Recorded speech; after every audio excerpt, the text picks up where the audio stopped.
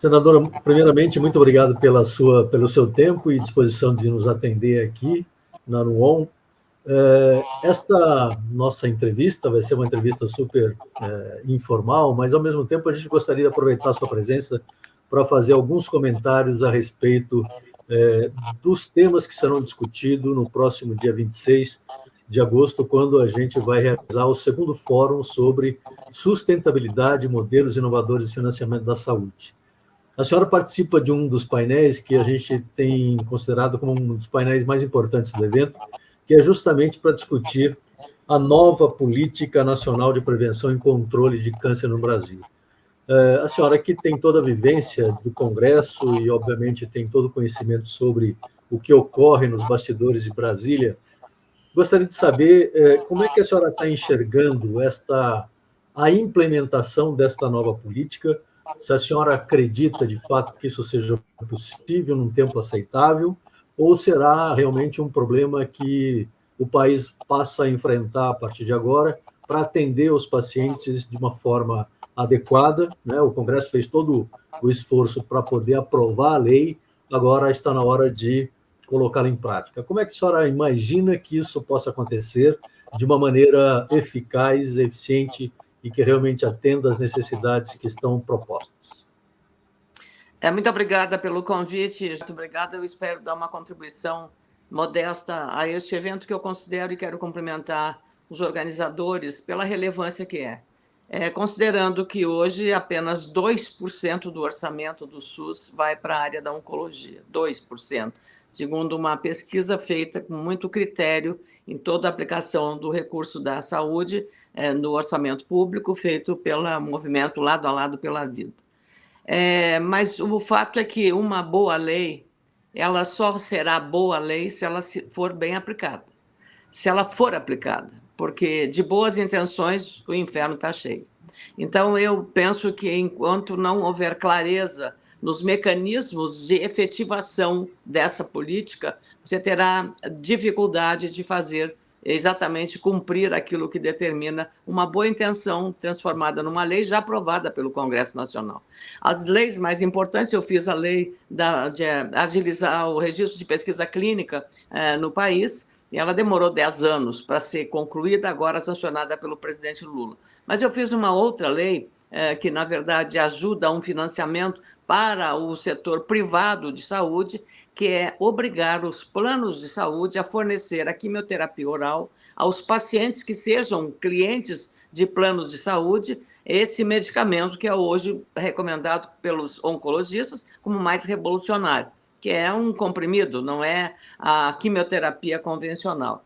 Esse projeto foi sancionado pela ex-presidente Dilma Rousseff, que, aliás, sofreu um câncer, teve um câncer, foi curada, sancionada por ela sem nenhum veto.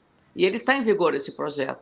Isso aliviou muito também os gastos e a judicialização que havia nessa área, e continua havendo em alguns casos, mas judicializar e também reduzir o peso desse custo no orçamento do SUS para o tratamento oncológico oral. Então, houve uma certa, eu diria, mais justiça na distribuição do recurso, e os planos de saúde, que, claro, no começo resistiram a isso, fazendo uma avaliação, eu diria, precipitada de que aquilo poderia significar muitos prejuízos às finanças das empresas que trabalham com saúde privada, e, no entanto, ninguém quebrou por conta dessa lei que está ainda em vigor. Isso também reduziu a judicialização e foi um benefício para a sociedade, um benefício especialmente para os pacientes de câncer que trabalham com plano de saúde e planos realmente de maior valor mensal de pagamento.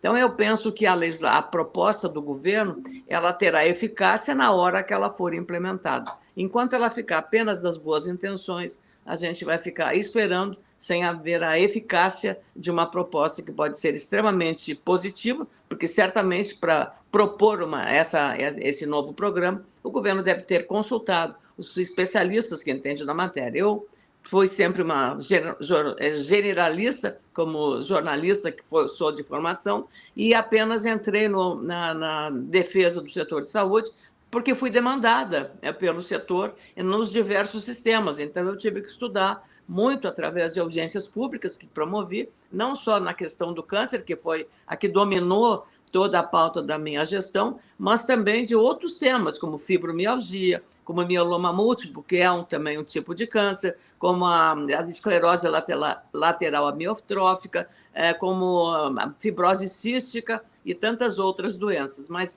na área do câncer, o câncer de mama, especialmente porque no meu estado, o Rio Grande do Sul, é um dos que tem o maior índice de não só de câncer de mama, mas também um índice alto de câncer de pele, o melanoma. Então, também por essas razões, eu me envolvi mais diretamente no tratamento dessas questões. Depois entrei também em câncer de boca e garganta, mobilizada que fui por uma associação de pacientes de Santa Catarina, e toda digamos, a demanda, o compartilhamento desses projetos que eu fiz, a começar por esse da pesquisa clínica, foi exatamente com paciente de câncer, que teve um tumor muito agudo de pulmão aos 56 anos, e aí ele teve acesso às mais modernas quimioterapias orais para tratamento do câncer de pulmão. Tinha 56 anos esse paciente, e ele entrou num grupo de pesquisa, e ele que teria, pelo diagnóstico médico, apenas 4 ou 5 meses de vida, pela gravidade do tumor. Esse paciente de nome Afonso Haas, que morava em Ijuí, no Rio Grande do Sul, o seu oncologista, Dr. Fábio Frank, o introduziu num grupo de pesquisa clínica nessa doença, e ele sobreviveu 5 longos anos. Então, esse foi o caso que originou o projeto, que foi sancionado pelo presidente Lula, que faz uma regulação mais moderna do registro de pesquisas clínicas em seres humanos, que beneficia especialmente o câncer, que é a segunda doença que mais mata no Brasil, depois das doenças cardiovasculares. Então, um programa que o governo vem a fazer, mas terá validade maior, quanto maior for a eficácia e a praticidade e a aplicação dele em benefício da sociedade. Senadora, muito obrigado pela explicação. Tem alguns pontos aí que acho que se faz necessário um entendimento, uma explicação melhor, né? O primeiro ponto é que, à medida que novas tecnologias vêm surgindo, existe a possibilidade delas não se acomodarem dentro das APACs, né? Dentro desse programa que está sendo implementado, o que está sendo feito no sentido com a possibilidade do acomodamento, da acomodação dessas novas tecnologias nas APACs? Olha, vai depender, Hélio, muito do ativismo das entidades diretamente interessadas e dos movimentos que representam os pacientes para ativar o governo a modificar o que for necessário ou a dar mais força para evitar que a burocracia acabe nos órgãos responsáveis pela aplicação da lei, acabem emperrando a aplicabilidade de uma lei que é em benefício dos pacientes. Então, esses detalhes agora na implementação ou na regulamentação, não sei se ela já está concluída, toda a regulamentação da lei, é preciso essa atenção redobrada das entidades que representam os pacientes, das entidades médicas, das entidades operadoras na área do tratamento do câncer. Como todos, você tem no Brasil uma gama enorme de instituições que são especializadas nessa área, e aí trabalhar coletivamente por uma causa comum, tornar aplicável aquilo que a lei está prevendo. E se a lei não for perfeita, nenhuma lei é perfeita, aliás, ela precisa ser ajustada à realidade brasileira para evitar que a burocracia de determinados órgãos que sejam envolvidos na aplicação dessa lei acabem prejudicando a eficácia da legislação, que é para modernizar e agilizar o tratamento na área da oncologia. Senadora, a gente sabe que, historicamente, a relação entre Estado, a União, Estados e municípios sempre foi um pouco complicada do ponto de vista do gerenciamento, né, das políticas públicas de saúde. A senhora entende que esta nova política que versa exclusivamente sobre a oncologia poderá ser uma boa oportunidade para os entes da federação se trabalharem de uma forma mais organizada, com verba disponível, de fato, o suficiente para poder atender, de fato, as necessidades dos pacientes, ou, na sua opinião, vai continuar mais ou menos como sempre foi? Bom, olha, essa é uma questão muito relevante, até porque o sistema SUS é tripartite, né? A União, estados e municípios. Quanto mais equilibrado for esse trabalho cooperativo, né? Federativo, melhor dizendo, melhores serão os resultados. Alguns estados, como o meu estado do Rio Grande do Sul, são exemplos, tem vários programas que funcionam junto aos CACONs, que é junto às instituições filantrópicas, privadas ou públicas, no tratamento de câncer. Chegou-se a trabalhar na bancada do Rio Grande do Sul, por exemplo, em ter uma unidade específica para oncologia no hospital, no GHC, que é o Grupo Hospitalar Conceição, no Rio Grande do Sul, que tem o 5º maior orçamento no estado do Rio Grande do Sul, federal, é um hospital federal, além das universidades e também outras instituições que trabalham nisso. Você tem, no caso de São Paulo, o ICESP, que trabalha, você tem o Hospital de Barretos, você tem várias instituições que são voltadas para a área da oncologia e que podem, claro, contar necessariamente com essa repartição de responsabilidade. E, claro, quanto mais descentralizado for, mais perto chega na ponta. Chegar na ponta é isso, é chegar no município, chegar no estado, que tem as políticas do estado, porque conhece a realidade local, para fazer a distribuição adequada dos programas de apoio ao tratamento do câncer. Então, eu não duvido da eficácia, exatamente não é da contrapartida, do compartilhamento entre os 13 entes federativos nesse programa ambicioso de uma das doenças que, como eu disse, mais mata no Brasil e no mundo, mas no Brasil é a segunda depois das doenças cardiovasculares. Então, é fundamental essa integração, políticas coincidentes, né? Não adianta brigar, porque você acaba prejudicando o interesse maior, que é exatamente do paciente que tem câncer e precisa e tem urgência e tem pressa para que o remédio chegue na hora, o tratamento inicie na hora e não fique esperando. Eu fui até trabalhei, fui relatora da lei do chamado 60 dias, porque não adianta fazer um diagnóstico que a pessoa está com um tumor, com câncer, e o diagnóstico foi feito, mas ela não começa o tratamento. E o câncer, vocês sabem, deve ter alguns deles. Perdi agora uma sobrinha de uma evolução de uma metástase após um câncer de mama, violento, 3 meses, 42 anos, morreu. Então, é preciso realmente um acompanhamento e o tratamento adequado, na hora certa. Não, o câncer não espera, é perverso, é insidioso, então, e muitas vezes invisível para quem não tem acesso a exames periódicos de avaliação. Então, mais esse cuidado. Acho que a prevenção também, nesse caso, é muito importante no Brasil. Nós estamos negligenciando na prevenção, não só em doenças, mas também, especialmente, na prevenção de uma doença tão grave quanto é o câncer. Senadora, nós temos exemplos aqui no Brasil, exemplos de sucesso dos programas que são implementados pelo governo, como o Programa Nacional de Imunizações, o Programa Nacional de HIV, AIDS, tuberculose, que eles têm trazido avanços no cuidado da população e todos nós temos expectativa de que esse programa na oncologia ele realmente traga esses benefícios. A senhora considera que o governo está se estruturando da mesma maneira como ele se estruturou anos atrás em relação, por exemplo, ao Programa Nacional de Imunizações?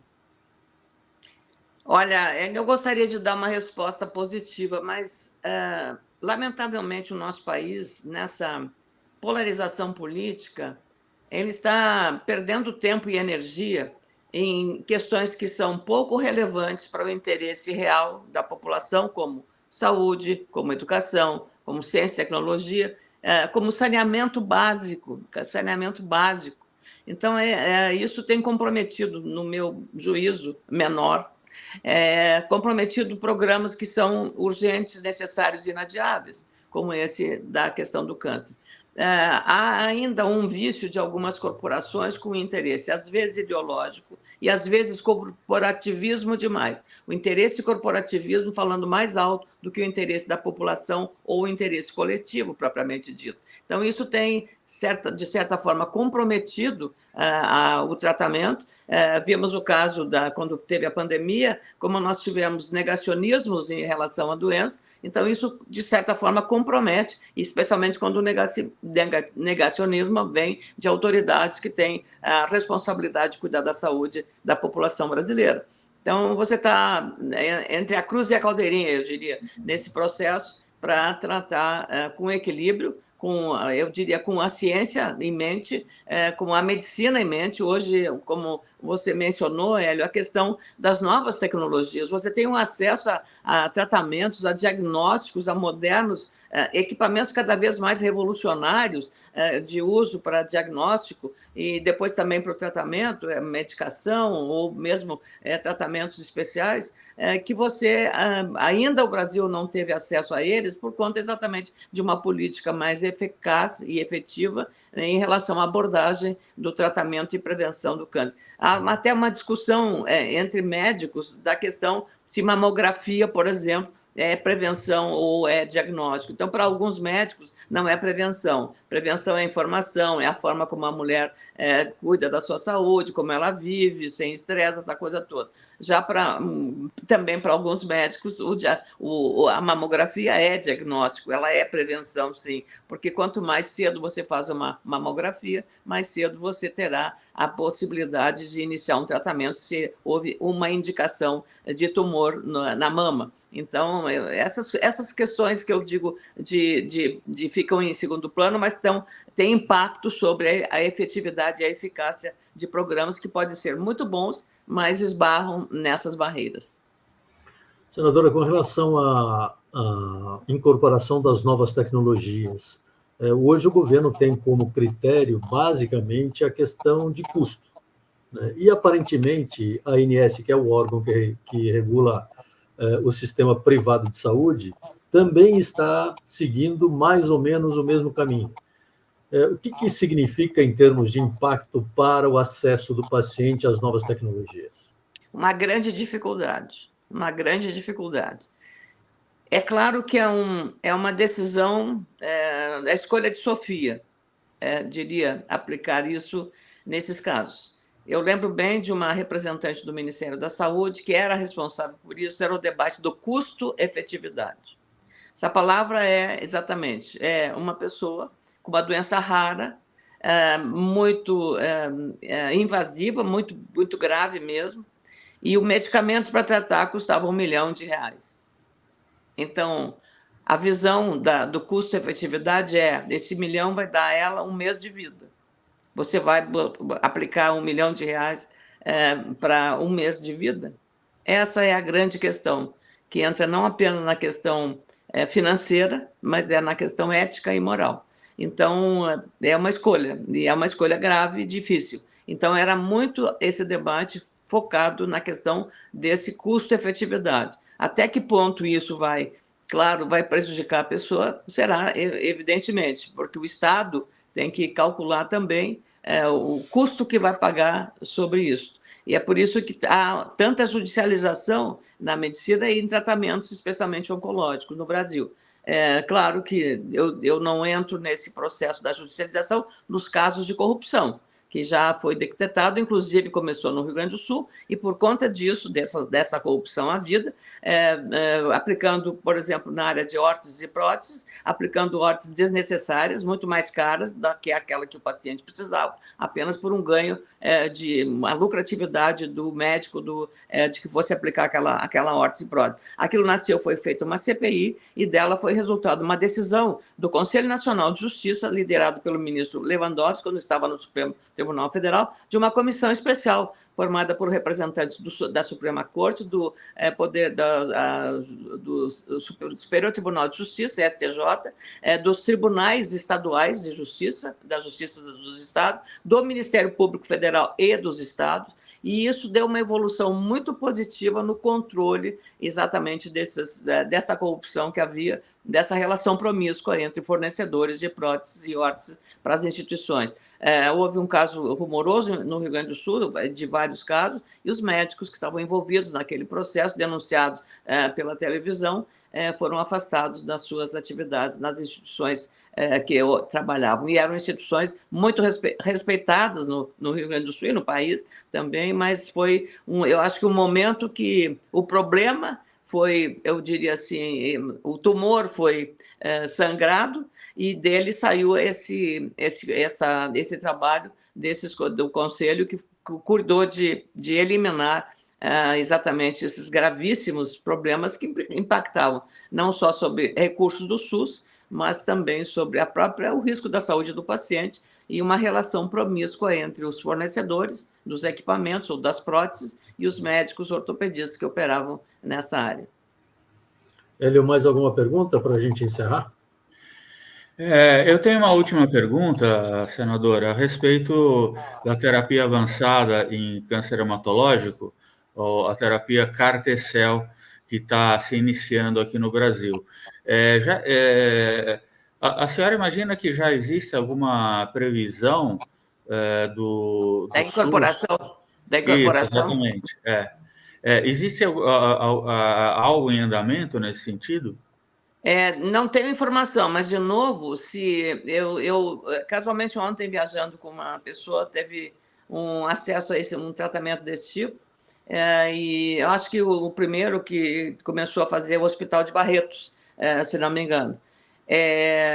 Mas eu penso que aí, de novo, isso só terá, digamos, avanço se houver pressão, porque no regime democrático, na democracia, a sociedade tem poderes através dos seus órgãos representativos ou ela própria.